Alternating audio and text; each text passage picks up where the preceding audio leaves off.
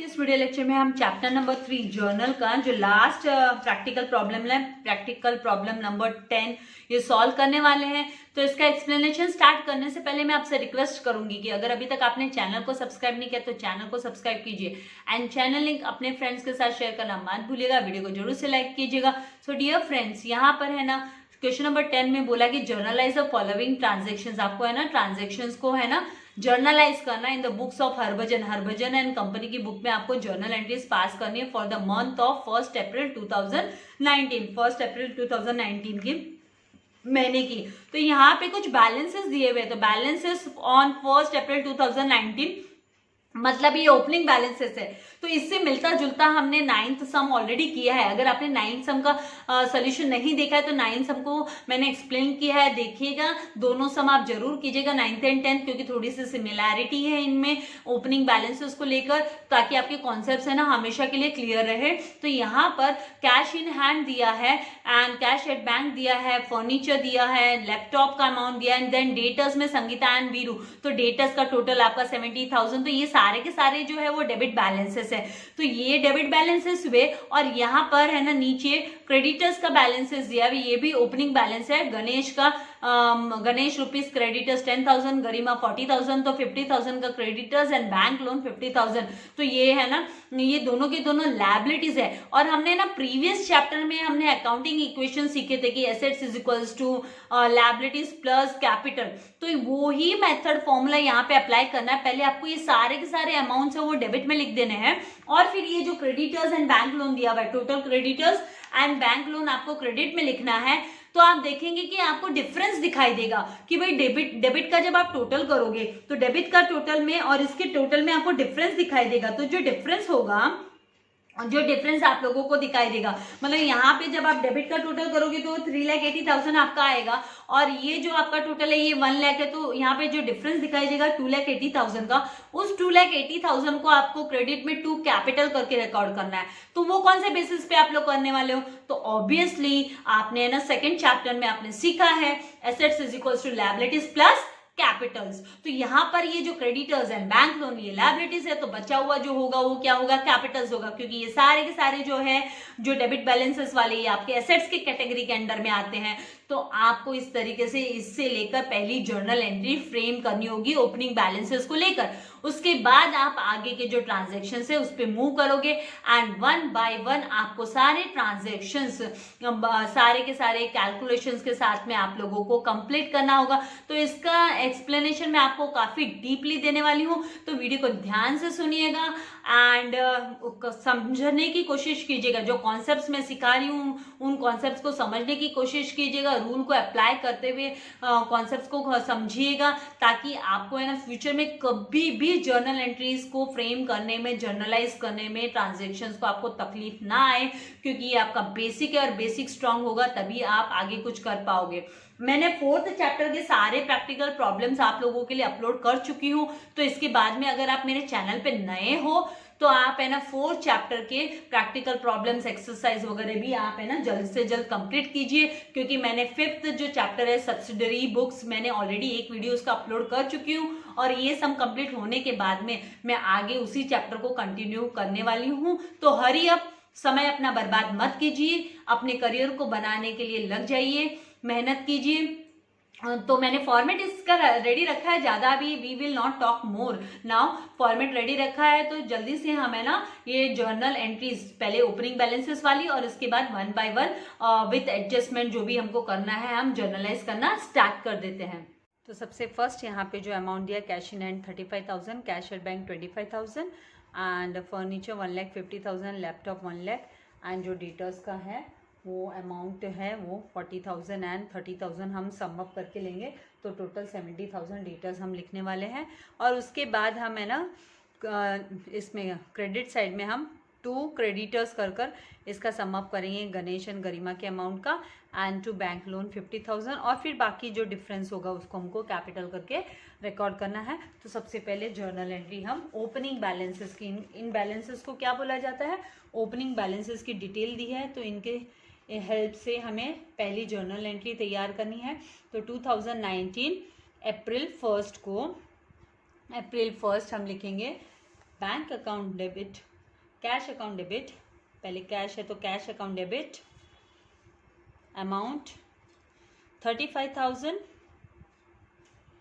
इसके बाद bank account debit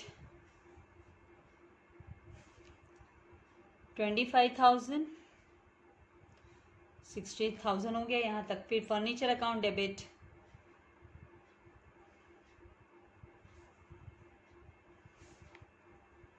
assets है ना ये सब, 1,50,000, 2,10,000 हो गया। फिर लैपटॉप, ये भी एसेट है तो लैपटॉप अकाउंट डेबिट, सारे के सारे ये एसेट्स है तो मतलब इनके डेबिट बैलेंसेस है तो इनको डेबिट में लिखना है 1,00,000। एंड फिर हम लिखेंगे डेटर्स, और जैसे मैंने आपसे कहा डेटर्स का हमें ना टोटल अमाउंट ले लेंगे। तो ये जो दो अलग अलग पर्सन हैं, गरिमा एंड सॉरी यहाँ पे संगीता एंड वीरू, तो हम इनका जो अमाउंट है, संगीता का 40,000 एंड वीरू का कितना है 30,000, तो टोटल 70,000 डेबिट, यहाँ पर 70,000 तो हो जाएगा 3,80,000। एक तरीके से 3,80,000 का होने वाला है। फिर यहाँ पर हम क्रेडिट में लिखेंगे 2 क्रेडिटर्स, और जैसे मैंने कहा कि क्रेडिटर्स का जो अमाउंट है वो हम क्या करेंगे, टोटल अमाउंट ले लेंगे, सम अप कर लेंगे हम जो दिया हुआ है। 10,000 गरिमा का, इसका गणेश का एंड गरिमा का 40,000, तो टोटल जो होगा 50,000। तो क्रेडिट में 50,000 क्रेडिट के कॉलम में, क्रेडिट का कॉलम है। अभी TO2 करके लिखेंगे बैंक लोन, ये दोनों भी क्या है, लायबिलिटीज़ है, दोनों के दोनों लायबिलिटीज़ है। और इसके प्रीवियस चैप्टर में हम लोगों ने अकाउंटिंग इक्वेशन सीखे थे, assets is equals to liabilities plus capital. तो देखो यहाँ पर है ना, आपको डिफरेंस दिखेगा, आप देखोगे कि डेबिट का तो बहुत सारा अमाउंट दिखाई दे रहा है, तो इन सब का जब आप टोटल करते हो, अमाउंट का टोटल करके देखना, तो 3,80,000, ये पेंसिल से मैं आपके लिए कर रही हूँ, 3,80,000 होता है। और क्रेडिट का जो अमाउंट है वो 1,00,000 ही होता है। तो आप लोगों को हम जैसे डेबिट एंड क्रेडिट की करस्पॉन्डिंग एंट्रीज होनी चाहिए, मतलब जो अमाउंट का बैलेंस वो सेम होना चाहिए, राइट। तो ये पर्टिकुलर फिर एंट्री के लिए बाकी का बैलेंस यहाँ पे जो आने वाला है बैलेंसिंग फिगर, इस तरीके से आपको फाइंड आउट करना ही है। तो ये balancing figure as a capital हम लिखने वाले हैं, एज अ कैपिटल। तो ये जो 3,80,000 माइनस आप 1,00,000 करोगे तो 2,80,000 का जो अमाउंट है वो आपका कैपिटल हुआ। तो वो जो अकाउंटिंग इक्वेशन के हिसाब से, तो कैपिटल अकाउंट, ये आपका बैलेंसिंग फिगर निकाला आपने, बैलेंसिंग कर निकाला, बैलेंसिंग फिगर हो गया ये आपका, एक तरीके से बैलेंस निकाला, यहाँ से यहाँ माइनस करके ये कैपिटल निकाल दिया, बैलेंस बचा हुआ मतलब। तो यहाँ पे नरेशन में लिखेंगे Bing balances of assets, balances of assets and liabilities carried forwarded, हमने कैरी फॉरवर्ड किया उनको, and their difference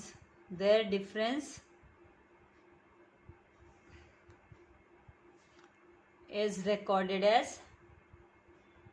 इनका जो डिफरेंस आया मतलब recorded as कैपिटल। ये आप डिफरेंस वाला स्टेटमेंट नहीं लिखोगे तो भी चलेगा, ये मैंने आप लोगों के अंडरस्टैंडिंग के लिए मैंने यहाँ पे लिखा है कि आपको समझ में आ जाए कि भाई ये क्या किया है हमने, ठीक है। फिर उसके बाद में आपको क्या करना है, एंट्री को, ट्रांजैक्शन को सेपरेट कर देना है। तो इसके लिए जस्ट पर्टिकुलर्स में लाइन ड्रॉ कर दो।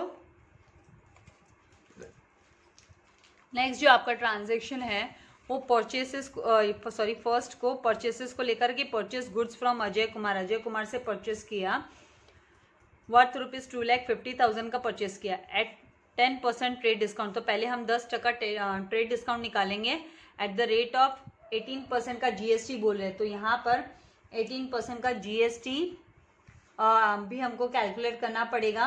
एंड उसके बाद में यहाँ पे देखो पेड 1/4 अमाउंट इन कैश, तो 1/4 अमाउंट है ना रोकड़ा कैश पेमेंट किया है, तो वो भी हमको है ना, मतलब यहाँ पे इसका मतलब 3/4 है वो क्रेडिट ट्रांजेक्शन हुआ एंड 1/4 हुआ कैश ट्रांजेक्शन। तो उस तरीके से फिर हमको यहाँ पे जीएसटी भी हमें कैलकुलेट करना है। तो यहाँ पर अभी वर्किंग नोट में मैं आप लोगों को दिखा देती हूँ तो बेटर रहेगा।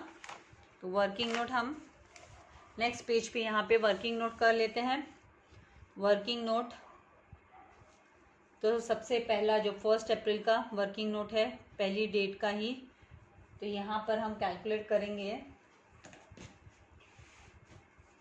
कितना डिस्काउंट कैलकुलेट करना है, राइट। तो net purchases is equals to purchases minus TD, और फिर नेट परचेसेस पे हम लोगों को जीएसटी भी कैलकुलेट करना है। तो net purchases minus 10% trade discount, तो जो परचेसेस कितना का है तो 2,50,000 का, माइनस 10/100 मल्टीप्लाई बाय, यहाँ पे आपको 2,50,000 मतलब 10% ऑफ 2,50,000 आप बोलोगे तो कितना होगा 25,000। तो 2,50,000 माइनस 25,000, तो यहाँ पर आ जाएगा 2,25,000। तो ये 2,25,000 है वो नेट परचेसेस है। क्या है? Net purchases. अब हमें क्या करना होगा, इस पे हमको जीएसटी भी कैलकुलेट करनी होगी। तो जीएसटी कैलकुलेट करने के लिए हमको क्या करना होगा, जीएसटी कितना बोला है यहाँ पे 18% का, राइट। तो 18% का जीएसटी हमको कैलकुलेट करना है। तो यहाँ पे जीएसटी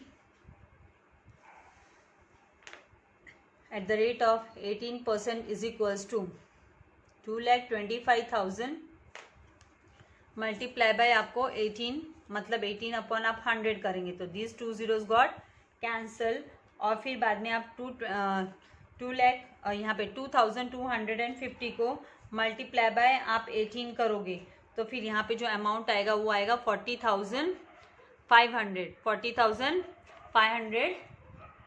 तो फिर यहाँ पे क्या करेंगे, ये जीएसटी इसमें इंक्लूडेड रहेगी तो टोटल कितना हो जाता है, जो यहाँ पे 500 एंड 65, क्योंकि 25 प्लस 40 65, 2,65,500 का परचेस प्राइस हो गया। परचेस मतलब ये पूरा टोटल परचेस हो जाता है, लेकिन इसमें ये जीएसटी इंक्लूडेड। तो यहाँ पे हमको, लेकिन इसके लिए क्या करना पड़ेगा, ये मैंने आप लोगों को 2,65,500 इस तरीके से क्यों दिया, क्योंकि इसका हमको 1/4 भी निकालना पड़ेगा। 1/4 जो है वो होगा कैश ट्रांजेक्शन। तो यहाँ पे परचेस कॉस्ट जो है, परचेस प्राइस 2,65,000, तो 1/4 ऑफ 2,65,500 कैश का हुआ, और बाकी का देखो 1/4 मतलब 4 टुकड़े में से एक टुकड़ा, तो 3 टुकड़े फिर क्या होंगे, जो फ्रैक्शंस आप लोगों को पता है 3/4 है वो क्रेडिट ट्रांजेक्शन हुआ, क्रेडिट ट्रांजेक्शन। तो कैश वाले में इमीडिएटली क्या मिल जाता है, रोकड़ा मिल जाता है, राइट। तो यहाँ पे 1/4 निकालना पड़ेगा 2,65,500, इसीलिए इसको मैंने सम अप किया, तो मल्टीप्लाई बाय 1/4 करेंगे। एंड आप 2,65,500 को जब आप डिवाइड बाय 4 करोगे, डिवाइड बाय 4 करना पड़ेगा ना आप लोगों को, तो 2,65,500 डिवाइड बाय 4 करने पे आप लोगों को 66,375 रिसीव होगा। कैलकुलेट करके देखना, कैलकुलेशन पार्ट्स नहीं तो ज़्यादा फिर लेंदी हो जाएगा। आप लोग कैलकुलेट करके देखिए, डिविजन्स आप लोगों को अच्छे से आता है, 4 के टेबल से डिवाइड कीजिए तो आप लोगों को 66,375 का कैश ट्रांजेक्शन हुआ। बाकी का रिमेनिंग 3/4 हुआ क्रेडिट ट्रांजेक्शन। तो इसके लिए आपको क्या करना है, क्रेडिट ट्रांजेक्शन के लिए 2,65,500 माइनस 66,375 करेंगे तो आपको अमाउंट आ गया ये क्रेडिट ट्रांजेक्शन का। 3/4 करने के बजाय डायरेक्ट जस्ट माइनस निकालो ना, तो माइनस करेंगे तो यहाँ पर फिर आप लोगों को 1,99,000 ये क्रेडिट उसमें दिखाना है, तो 1,99,125 इस तरीके से आपको इसको बताना होगा। तो अभी यहाँ पर अभी क्या करना है हमको, अब इसकी हम एंट्री दिखाएंगे, journal entry, input and output, इसका इनपुट जीएसटी, एसजीएसटी और सीजीएसटी भी हमको दिखाना होगा, राइट, नहीं तो फिर क्या होगा, डिफिकल्ट हो जाएगा, तो वो भी हमको बताना होगा। तो यहाँ पर हम 1 तारीख को परचेसेस अकाउंट डेबिट 2,25,000, फिर इनपुट सीजीएसटी अकाउंट, तो ये क्या होगा, हाफ ऑफ जीएसटी होगा ना, CGST and SGST half of GST होगा। तो यहाँ पे जीएसटी जो कैलकुलेट किया था उसका आप हाफ करके देखोगे तो आपका input CGST is equals to input SGST is equals to half multiply by 40,500, तो जो अमाउंट आएगा वो 20,250 ईच हो गया, 20,250 ईच। तो यहाँ पे इनपुट जीएसटी में 20,250 सीजीएसटी में एंड 20,250 एसजीएसटी में लिखना है। तो इनपुट एसजीएसटी अकाउंट, ये डेबिट, ये भी डेबिट हुआ क्योंकि ये एक्सपेंडिचर हो गया ना, एक तरीके से टैक्स पे करना है। To cash account, cash account में हम लिखेंगे 66,375 and to Ajay Kumar account, Ajay से परचेस किया तो अजय कुमार ये क्रेडिटर हो गया, अजय कुमार अकाउंट क्रेडिट, तो 1,99,125 माइनस करने पे आपको रिसीव ये अमाउंट मिलेगा। इस तरीके से आपको लिखना है। फिर आपको नरेशन लिखना है, Bing goods purchased at the rate of 18% GST from Ajay Kumar,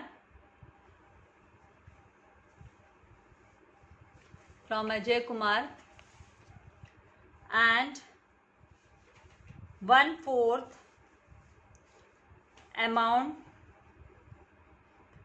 paid by cash, cash payment कर दिया, इमीडिएटली कैश ट्रांजैक्शन हो गया। तो इस तरीके से आपको करना है। फिर नेक्स्ट 8th को क्या बोल रहे हैं कि sold goods to Raj worth ₹90,000 का गुड्स सेल किया एट द रेट ऑफ 10% का टीडी, ट्रेड डिस्काउंट निकालना होगा, and 1/3 amount received by cash, 1/3 cash receive हो गया and 5% cash discount is allowed, तो 5% कैश डिस्काउंट भी अलाउड किया गया। तो कैश डिस्काउंट किस पे अलाउड किया जाएगा, तो ये भी मैं आपको बताऊंगी कि ये भाई कैश पे किया जाता है तो हमको 1/3 निकालना पड़ेगा, फिर उस पर हमको 5% कैश डिस्काउंट कैलकुलेट करना होगा, और बाकी का जो है वो 2/3 ट्रांजेक्शन है वो क्रेडिट ट्रांजेक्शन होगा। तो इस तरीके से हमको, अभी यहाँ पे मैं वर्किंग नोट में पहले आप लोगों को बता देती हूँ किस तरीके से हमको करना है, ताकि आप लोगों के लिए भी इजी होगा, कन्वीनियंट होगा, कॉन्सेप्ट्स अच्छे से क्लियर रहेंगे। तो 8 तारीख का जो ट्रांजैक्शन है, 8 तारीख को आपको लिखना है, यहाँ पर हम लिखेंगे कि ट्रांजैक्शन जो है यहाँ पे 8 का ही है कि 5th का है, अरे एक ट्रांजैक्शन हम भूल गए, 8 तारीख की बात कर गए, 5th का पहले ट्रांजैक्शन करते हैं 5 तारीख का, कि purchase shares of Infosys, Infosys के शेयर्स खरीदे, इन्फोसिस कंपनी के शेयर्स। तो मतलब ये इन्वेस्टमेंट हुआ 50,000 का and ₹500 paid as brokerage by demat. तो डीमेट अकाउंट मतलब डीमेट के थ्रू ट्रांसफर हो गया भाई शेयर्स का, तो 500 रुपया है ना डीमेट का पेमेंट किया है। तो यहाँ पर हमको है ना इन्वेस्टमेंट कर इसको इन्वेस्टमेंट अकाउंट डेबिट, क्योंकि ये हमारे पास बिजनेस में आ रहा है, खरीदा है हमने, इन्वेस्टमेंट किया, तो एसेट है ना, तो एसेट है इसीलिए हमको डेबिट में लिखना है। तो हम इन्वेस्टमेंट अकाउंट डेबिट, और साथ में उसमें ना 500 रुपया भी इंक्लूड करना पड़ेगा हमको, क्योंकि जो ब्रोकरेज होती है उसमें इंक्लूड करनी होती है। तो यहाँ पर हम सबसे पहले 5 तारीख का, क्योंकि 5 तारीख का मैंने मिस आउट कर दिया, बोला नहीं, तो यहाँ पर investment account debit, investment account debit. तो परचेज करते हैं ना तब प्लस करते हैं, और सेल करते हैं ना तब वो फिर माइनस करना पड़ता है हमको, पेमेंट वो डिडक्ट हो जाता है एक तरीके से। तो यहाँ पे 50,500 लेना है हमको, और to bank account, bank balance decrease हो गया, पैसा गया ना बैंक अकाउंट, तो यहाँ पर 50,500 नरेशन में लिखेंगे। Bing shares of,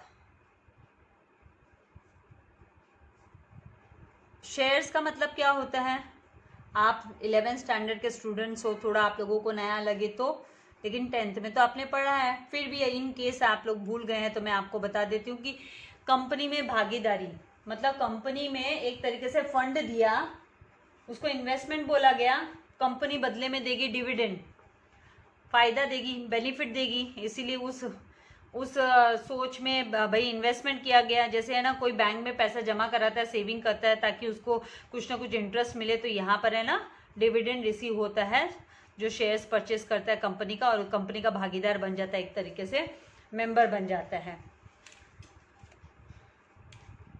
brokerage paid include करनी होती है, याद रखिएगा। नेक्स्ट अभी हम मूव कर रहे हैं, अब हम कर रहे हैं 8th जो ट्रांजेक्शन जो मैंने आपसे बात की कि भी इस पे हमें कैलकुलेशंस करने होंगे। तो 8th को हमें क्या करना है कि भी इनवॉइस प्राइस क्या है, इनवॉइस प्राइस, लिस्ट प्राइस। तो invoice price is equals to ₹90,000 है, एंड यहाँ पर जो नेट वैल्यू होगी सेल की, net value of sales is equals to 90,000 minus 9, यहाँ पे कितना परसेंट का ट्रेड डिस्काउंट मिल रहा है, 10%। तो यहाँ पे 10% लिखना है, 10% मतलब 10% ऑफ 90,000, 10% ऑफ 90,000। तो 10% कितना होता है 90,000 का, 9,000 होता है। लेकिन मैं आप लोगों को दिखा देती हूँ ये भी कि 10/100 मल्टीप्लाई बाय 90,000 करेंगे तो दिस 2 zeros गॉट कैंसिल, तो 9,000 हो गया। तो 90,000 माइनस 9,000 इज इक्वल्स टू कितना हो जाएगा 81,000। तो जो नेट वैल्यू है सेल्स की वो 81,000 हो गई। अब इस 81,000 में से नेट वैल्यू 81,000 है, तो इसमें से 1/3 कैश गिवन, तो कैश 1/3 एंड बाकी का 2/3 है वो क्रेडिट है। तो क्रेडिट ये बैलेंस अपने आप निकल जाता है ना कि भाई 2/3 मतलब 3 टुकड़े करेंगे, 3 टुकड़ों में से एक टुकड़ा हुआ कैश, तो 2 टुकड़े बचे हुए क्रेडिट हो गए। तो ये बैलेंस है वो क्रेडिट हुआ, हमको अपने आप से समझ लेना भाई क्रेडिट है। तो अब है ना 81,000 का 1/3 निकालेंगे तो कितना आएगा, तो यहाँ पर 81,000 मल्टीप्लाई बाय 1/3 करेंगे तो 27, देखो 3 1 जा 3, 3 2 जा 6, राइट, फिर 2 लेफ्ट, सो 2 21, 2 7 3 7 जा 21, तो 7 जा एंड दिस 3 zeros, तो 27,000 हुआ। अब आप 81,000 माइनस 27,000 करोगे, 81,000 माइनस 27,000, तो जो अमाउंट रिसीव होगा वो होगा 54,000 का। तो ये 54,000 है, ये क्रेडिट ट्रांजेक्शन हो गया, ये क्रेडिट ट्रांजेक्शन में रिकॉर्ड करना है। 27,000 को हमको किस में रिकॉर्ड करना है, कैश में। लेकिन इस पे है ना 5% डिस्काउंट, कैश डिस्काउंट है, इसलिए 27,000 पे 5% कैलकुलेट करना है। तो यहाँ पर हम लेस, ये कैलकुलेशंस मैं आप लोगों के लिए कर रही हूँ, मैं डायरेक्ट भी कर सकती हूँ। 5% ऑफ 27,000, क्योंकि कैश डिस्काउंट है ना, डिस्काउंट कैश डिस्काउंट माइनस करना पड़ेगा। तो 27,000 का 5% आप कैलकुलेट करोगे तो 1350 आएगा। कैलकुलेट करके देखिएगा, 1350 आपको कैलकुलेट करना है। 27,000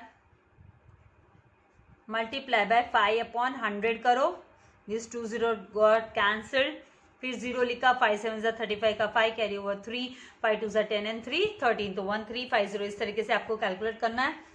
माइनस करेंगे तो एक्चुअल में कितना अमाउंट रिसीव होगा, तो 0 5, क्योंकि 10 में से 5 यहाँ से बोरोइंग स्टार्ट होगी, 6, ये हो गया 9 और ये हो गया 10, 10 minus 5 5, 9 minus 3 6 and 6 minus 1 5 and 2, तो 25650 है। ये कैश अकाउंट करके हमको रिकॉर्ड करना है, कैश अकाउंट, ये कैश अकाउंट में दिखाना है। एंड ये डिस्काउंट अलाउड, कैश डिस्काउंट है, इसको हमको डिस्काउंट अलाउड करके दिखाना होगा। ये जो अमाउंट है 1350 को डिस्काउंट अलाउड करके हमको दिखाना है। तो इस तरीके से हमको इसको दिखाना होगा, कैश अकाउंट 25650 को, एंड ये डिस्काउंट अलाउड करके हमको दिखाना है। तो अभी हम इसकी क्या जर्नल एंट्री बनाएंगे, जिसमें हम क्या लिखेंगे, cash account debit, discount allowed account debit, फिर बंदे का नाम, किसको यहाँ पर है ना, ये किसको सेल किया, तो राज को, तो राज अकाउंट डेबिट 54,000, ये राज के लिए, राज अकाउंट 54,000 राज के खाते में लिखेंगे, राइट, टू सेल्स अकाउंट। इस तरीके से जर्नल एंट्री फ्रेम होगी। तो यहाँ पर 8 तारीख को हम लिखेंगे, आपने राज पहले लिखा तो भी चलता है, कैश पहले लिखा तो भी चलता है, तो cash account debit cash receive हो गया है, एसेट्स में लिख दो, चलो 25,650, फिर राज अकाउंट डेबिट, ये भी एसेट्स में जाएगा, इसीलिए हम एसेट्स का पहले लिख लेते हैं 54,000, फिर डिस्काउंट अलाउड, ये जाएगा, एक तरीके से लॉस हो गया ना डिस्काउंट अलाउड, तो ये नॉमिनल अकाउंट है, डिस्काउंट अलाउड अकाउंट डेबिट। ये राज कौन है, डेटर है, डेटर है, तो डेटर इंक्रीज होता है तो डेबिट में लिखते हैं, तो 54,000, और इनका जो डिस्काउंट है रिसीव मतलब डिस्काउंट अलाउड किया गया 1350 का, इस तरीके से आपको लिखना है। टू, फिर यहाँ पर sales account, to sales account, और सेल्स में जो वैल्यू आएगी वो कौन सी वैल्यू आएगी, तो वो 81,000 आपको ट्रेड डिस्काउंट माइनस करके लिखना है, तो 81,000। तो देखिए ट्रेड डिस्काउंट को हमने यहाँ पे रिकॉर्ड नहीं किया, राइट, कैश डिस्काउंट को लेकिन करना है, ये कैश डिस्काउंट है, डिस्काउंट अलाउड, ये कैश डिस्काउंट है। तो सेल के टाइम पे जब डिस्काउंट दिया जाता है तो उसको अलाउड करके लिखते हैं, और परचेस के टाइम पे जब डिस्काउंट मिलता है, मतलब वो रिसीव हो रहा है, इसलिए उसको क्रेडिट में टू डिस्काउंट रिसीव करके लिखा जाता है। नरेशन में लिखेंगे, Bing goods sold to Raj at the rate of 10% trade discount, that is TD, and 5% CD, that is cash discount allowed, and 1/3 amount received in cash, रोकड़ा में receive हो गया। इस तरीके से आपको लिख लेना है। अभी ट्रांजैक्शन को क्या करेंगे, सेपरेट कर देंगे।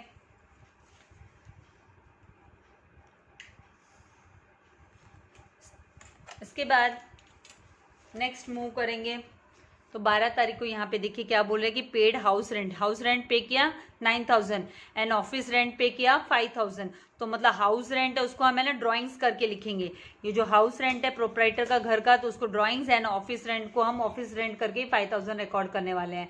तो drawings account debit, office rent account debit to cash account, तो टोटल 14,000 बिजनेस से चला जाएगा। तो यहाँ पर 12 तारीख को हम लिखेंगे ड्राइंग्स अकाउंट डेबिट कितना, तो 9,000,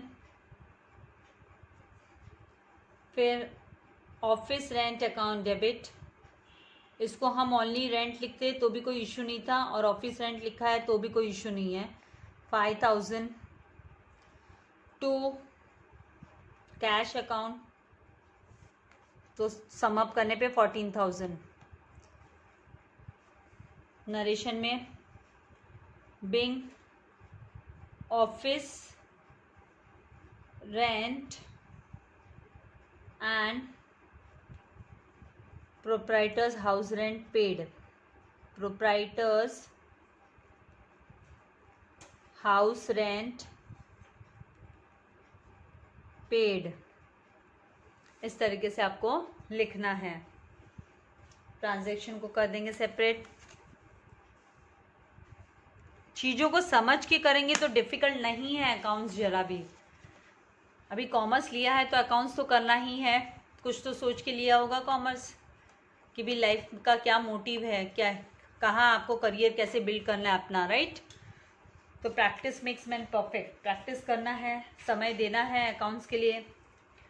अभी नेक्स्ट यहाँ पर बोला है कि परचेज लैपटॉप, तो लैपटॉप एसेट हो गया, 60,000 का परचेज किया laptop at the rate of 18% GST, तो हमको GST कैलकुलेट करनी पड़ेगी 18%। And paid amount by cheque, cheque से पेमेंट कर दिया तो टू बैंक अकाउंट हो जाएगा, तो लैपटॉप अकाउंट डेबिट, यहाँ पर input CGST account debit, input SGST account debit to bank account, इस तरीके से हमको लिखना होगा। और GST को इंक्लूड करते हुए बैंक का चेक दिया जाएगा, राइट। तो यहाँ पर हम लिखेंगे अभी, क्योंकि cheque amount paid by cheque दिया इसीलिए टू बैंक लिखना है हमको। यहाँ पर अभी जो नेक्स्ट यहाँ पे हम ट्रांजेक्शन को जर्नलाइज करेंगे वो होगा लैपटॉप को लेकर। तो 15 तारीख को हम लिखेंगे laptop account debit, amount laptop का, यहाँ पर लैपटॉप का अमाउंट दिया है 60,000, तो 60,000 लैपटॉप का amount. Input CGST account debit calculate करना पड़ेगा आपको। इनपुट आपको यहाँ डायरेक्ट करने की भी हैबिट दिखाती हूँ कैसे कर सकते हो आप। SGST account debit and to bank account. अब डायरेक्ट कैसे करोगे, पेंसिल से आप साइड में यहीं पे कर सकते हो, अगर स्पेस आपको दिखाई देता है तो। आपको देखो 60,000 का आपको कितना कैलकुलेट करना है, 60,000 का मल्टीप्लाई बाय 18%, मतलब आप है ना 9% कैलकुलेट कर लो, एक का 9% कैलकुलेट कर लोगे, दैट मीन्स 9/100, क्योंकि हाफ हाफ होता है ना 9/100। तो दीज 2 zeros गॉट कैंसिल, ये 2 0 आपने कैंसिल कर दिए। अब आपके पास बचा क्या, 9 and 600, तो 9 6 कितना होता है 54, 9 6 54। तो यहाँ पे हमें ना 5 एंड ये 2 zeros हमको ले लेना है, तो 5,400 का आपका CGST आया। तो 5,400 का CGST आएगा, तो आया तो सेम SGST भी होगा ना, तो 5,400 का SGST हो गया। अब इसका आप टोटल करोगे तो फिर आपको यहाँ पर कितना 70,800 टोटल आ जाएगा। तो बैंक में मतलब चेक कितने का देना होगा, 70,800 का चेक देना होगा। तो इस तरीके से आपको करना है कैलकुलेट। नरेशन में लिखेंगे तो कुछ चीज़ें मैं आपको डायरेक्ट भी करना बताऊंगी, ताकि जैसे आप लोगों के पास समय कम हो तो ज़्यादा आप है ना बहुत कुछ लिखते हुए नहीं, वो मैं डिटेल में पर्पसली बताती हूँ कि आप लोगों को एक ऐसा नहीं हो, क्यूरी नहीं हो कि कहाँ से मिस लेकर आ रहे हैं अमाउंट, इसलिए मैं आप लोगों को दिखाती हूँ। तो यहाँ पर हम लिखेंगे बिंग, जो लिखेंगे हम कि भाई being laptop purchased, being laptop, ये एसेट्स होता है इसीलिए इसको डेबिट में लिखा है, एसेट्स इंक्रीज होता है तो डेबिट में लिखते हैं ना, laptop purchased at the rate of 18% GST and paid by check, cheque से पेमेंट कर दिया, मतलब इसका मतलब अमाउंट पेड बाय चेक या पेड बाय चेक, ठीक है। इस तरीके paid amount by cheque AMT लिख लीजिए चलेगा, इस तरीके से आपको लिखना है। ट्रांजैक्शन को आपको सेपरेट कर देना है। यहाँ पर हम इसको नाउ नेक्स्ट कितने तारीख की बात आ रही है, 15 तारीख हो गई, अभी आते हैं 20 तारीख पर। 20 तारीख को बोल रहे कि paid transport charges, transport charges pay किया on laptop, on laptop, laptop पे transport charges 1000, and at the rate of 18% GST, तो मतलब ट्रांसपोर्ट पे भी जीएसटी कैलकुलेट करनी पड़ेगी हमको 18%, तो इसको भी हम 9% करके कैलकुलेट कर लेंगे, राइट। तो यहाँ पर हम लिखेंगे ट्रांसपोर्ट चार्जेस है वो लैपटॉप के लिए पे किया है। सबसे बड़ी बात तो इंपॉर्टेंट बात क्या है कि ये 20 तारीख को पे किया, इसीलिए हमने इसको कंबाइन नहीं किया। अगर ये 15 तारीख में ही ट्रांसपोर्ट चार्जेस बोला होता ना तो हम इसको इंक्लूड कर देते लैपटॉप के अमाउंट के साथ ही, लेकिन ये 20 तारीख को पेमेंट किया हुआ है, इसीलिए 20 तारीख की डेट में हमें ना इसको ट्रांसपोर्ट चार्जेस वर्ड यूज नहीं करेंगे। ये लैपटॉप के पीछे लागत लगी है। जब भी कोई खर्चा एसेट्स के पीछे होता है ना, उसको इंस्टॉल करने का या उसका कैरियज हुआ या उसका कोई है ना ट्रांसपोर्ट चार्जेस हुआ या उसका मतलब इंस्टॉलेशन, तो कैसे होता है जब तक आप उसको इंस्टॉल नहीं करोगे तो यूज कैसे कर पाओगे, राइट। तो यहाँ पे लैपटॉप करके वर्ड यूज करेंगे हम, ये ट्रांसपोर्ट चार्जेस वर्ड यूज नहीं होगा। तो laptop account debit 1000, input GST sorry CGST, input SGST to, हमको यहाँ पे कैश लिख लेना है क्योंकि यहाँ पे बैंक वाली बात ही नहीं की ना, बैंक के पेमेंट वाली बात ही नहीं हुई है, तो हम यहाँ पे कैश करके लिखेंगे। तो यहाँ पे इस तरीके से आपको इस एंट्री को लिखना है कि भाई 20 तारीख को laptop account debit, laptop account debit.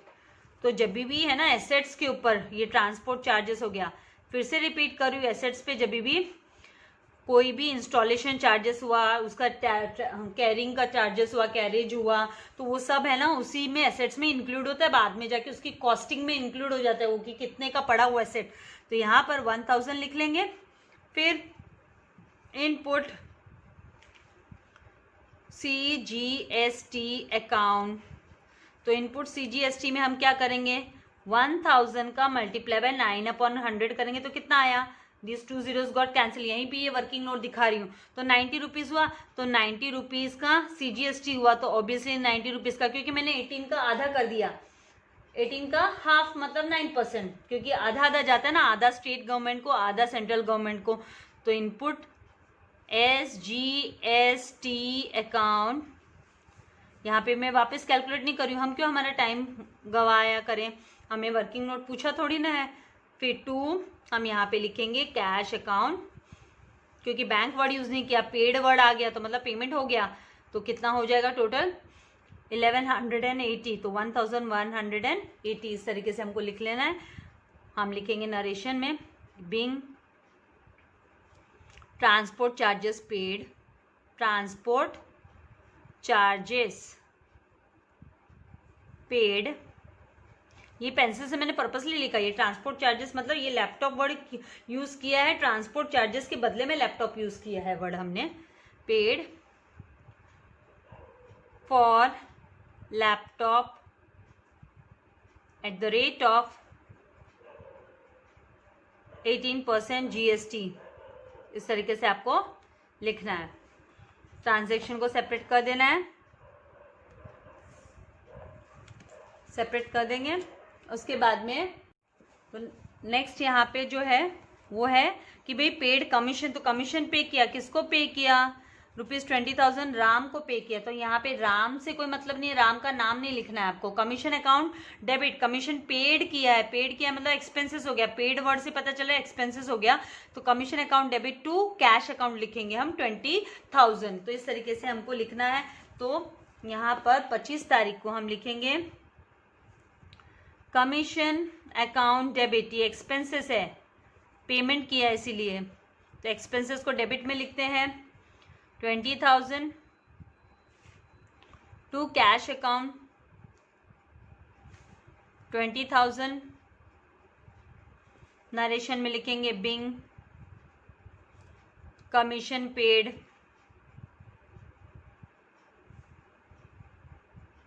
To Ram, क्योंकि पर्सन का नाम तो हम जब लिखते हैं जब बकाया रहता है, देना बाकी होता है उस पर्सन को पैसा या फिर लेना बाकी होता है तब, तो यहाँ पे तो दे दिया, बात खत्म हो गई, कहानी खत्म, हम उसको कमीशन करके रिकॉर्ड करेंगे बुक्स में। नाउ नेक्स्ट आ रहा है अभी पेड टेलीफोन चार्जेस 1000, तो फिर से पेमेंट की बात आई, तो यहाँ पे telephone charges account debit to cash करना है 1000 हमको। तो 26 तारीख को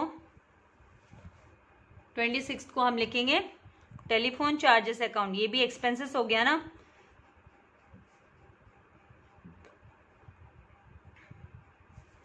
डेबिट 1000 टू कैश अकाउंट। अगर सेम डेट का होता तो हम इसको कंबाइन कर सकते थे एंट्री को, सेम डेट का नहीं है। नरेशन लिखना है being telephone charges paid, being telephone charges paid.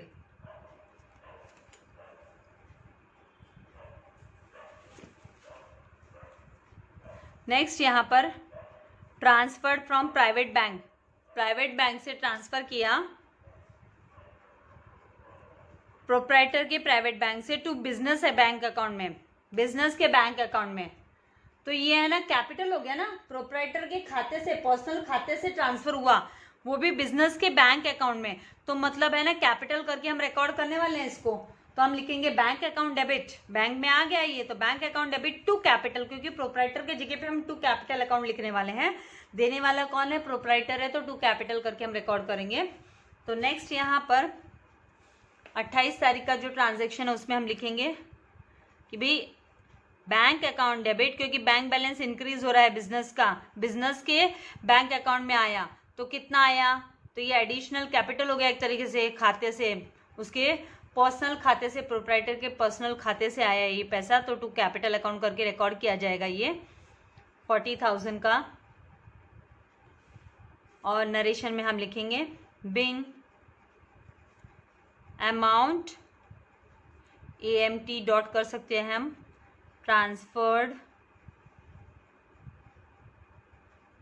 transferred from private bank account to business bank account. इस तरीके से लिख लेना है, ट्रांजैक्शन को हमें सेपरेट कर देना है।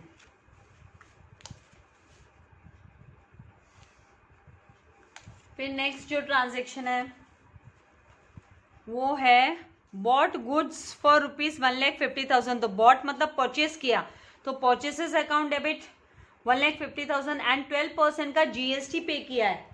तो 12% का GST तो मतलब 6% हो गया CGST और 6% हो गया SGST। तो हमें ना ये पेमेंट हुआ है वो चेक के थ्रू हुआ है, तो यहाँ पर हम लिखेंगे परचेसेस अकाउंट डेबिट 30 तारीख को परचेसेस अकाउंट डेबिट। तो कितने की परचेसिंग हुई? तो ये छोटे छोटे जो कैलकुलेशन है अब मैं आप लोगों को डायरेक्ट बता दे रही हूँ। Input CGST account debit, amount के लिए आपको कैलकुलेट करना पड़ेगा। तो हम CGST 1,50,000 का 12% GST बोला है, तो मतलब 6/100 कर लेंगे। तो 6/100 करेंगे, this 2 zeros got cancel, right. फिर आपका 0 बचा, तो पहले तो 0 लिख लो। एंड 15 6 कितना होता है? 90। 15 6 90, तो यहाँ पे 9,000 हो गया।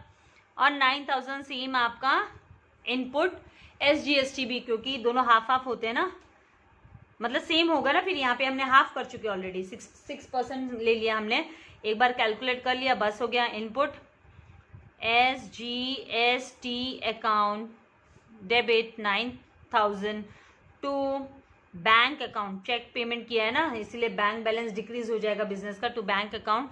तो टोटल पेमेंट कितने का हुआ? तो यहाँ पे टोटल 1,68,000 का, क्योंकि 9,000 9,000 18,000 हो जाता है, एंड 1,50,000 प्लस 18,000 किया तो 1,68,000 का पेमेंट हुआ। इस तरीके से आपको लिख लेना है, एंड फिर बाद में नरेशन। तो बिंग गुड्स, बॉट का मतलब होता है परचेस्ड, ठीक है। तो आप बॉट लिखते हो तो भी कोई इशू नहीं है। Purchased bye,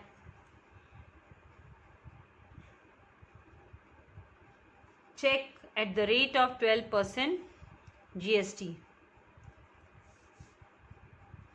purchase and payment made by cheque लिख दो। परचेज एंड पेमेंट,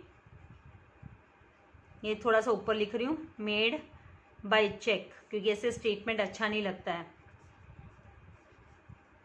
ठीक है, यहाँ पे एरो किया है, ये आप लोगों को ध्यान रखना है कि आपको ये भी लिखना है कि purchased and payment made by cheque at the rate of 12% GST, वो भी पे किए, इंक्लूड किया हुआ इसमें। नाउ लास्ट जो है एक और ट्रांजैक्शन बच जाता है, उसके बाद ये आपका जो चैप्टर नंबर 3 है उसके सारे प्रैक्टिकल प्रॉब्लम्स मैंने आप लोग के लिए सॉल्व कर दिए हैं।